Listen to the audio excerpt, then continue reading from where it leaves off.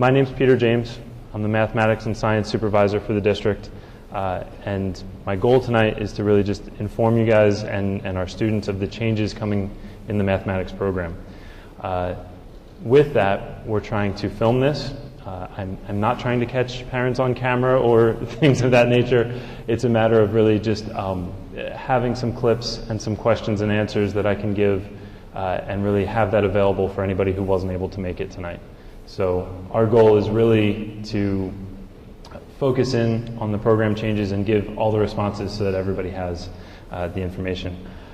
Like I said, I really appreciate and value your time, so the presentation itself is short to provide opportunities for questions at the end, and that's really kind of the focus of where we're headed.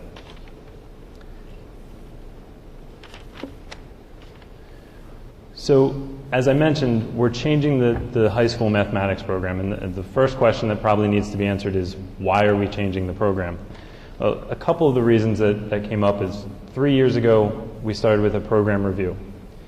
In that review, we found we wanted to provide students with more access, and we wanted to give students more opportunities to obtain higher levels of mathematics within the high school.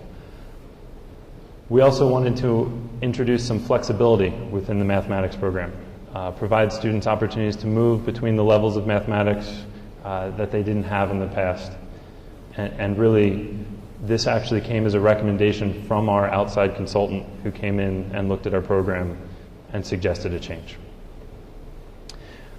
What I'm then going to do is kind of guide us through what those changes look like, and then try to answer the question of what does this mean to my student as they go from next year forward, or from the end of this school year forward. So this chart's a little bit funny to read.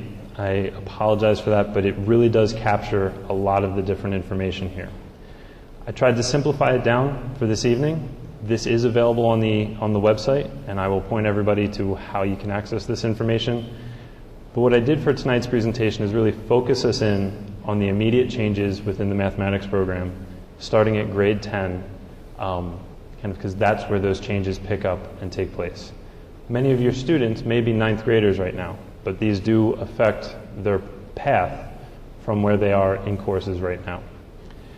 For example, the ninth grade student in advanced algebra or advanced algebra honors will be looking to be a 10th grade student and no longer will have the option of FST or function statistics and trig.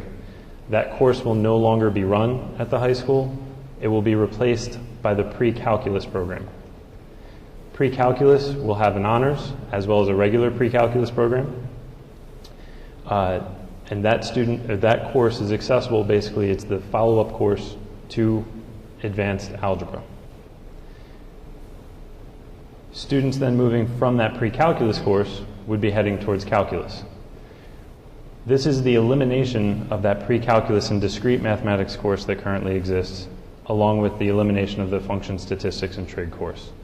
So as you can see, this program run kind of tapers down some of the courses that we had in. We've accomplished this by pulling the statistics out of the function statistics and trigonometry, pulling the discrete mathematics out of the pre-calculus and discrete mathematics course, and really going to a much more traditional program of pre-calculus, which involves the trigonometry and algebraic functions needed for the study of calculus. That path would mean that many of our students who are either starting as ninth graders in advanced algebra or are currently in function statistics and trig means that they will have opportunities to take calculus prior to their senior year. So you see in that top row as well, mathematics electives or course offerings that go beyond calculus that will really need to be introduced by the time we move into the fall of 2016. We'll come back to this slide if there are questions about this at that point, but I kind of want to shift our focus to what does this mean to my student? What are the next steps? The simple path, or the simple one to kind of know where our students are going, is from advanced algebra or advanced algebra honors. Our students for next school year would then be looking at pre-calculus or pre-calculus honors. The other option that's now available to them is AP statistics. And so if they chose to fill in an AP course into their schedule, they could do so, but the recommendation is to keep that as an elective. I would not recommend for a student to stop their algebraic study, to stop their path towards calculus, and take a year off working with statistics on that path.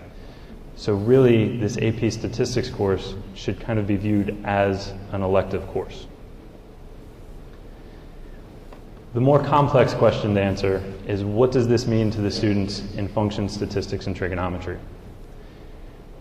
They have 4 different options for where they could go next, and it really depends on the choices that the student wants to make and where they want to go next. One of those choices is advanced placement calculus.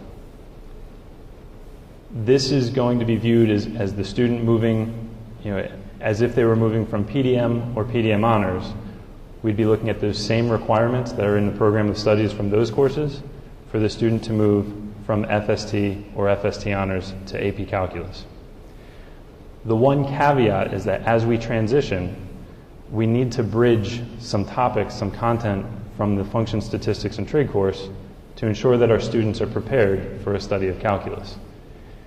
That's why you see next to AP calculus an assignment that will be required of our students. We are currently in the process of creating these assessments and assignments. The idea is to provide the students with tasks that will explore topics and content that they need to be successful in the study of AP calculus. Our plan is to provide that to the student after midterm exams, so February 1st, and collect them April 1st. The next choice for our students is to not necessarily go down the advanced placement route, but to go directly from a function statistics and trigonometry course to a course in calculus.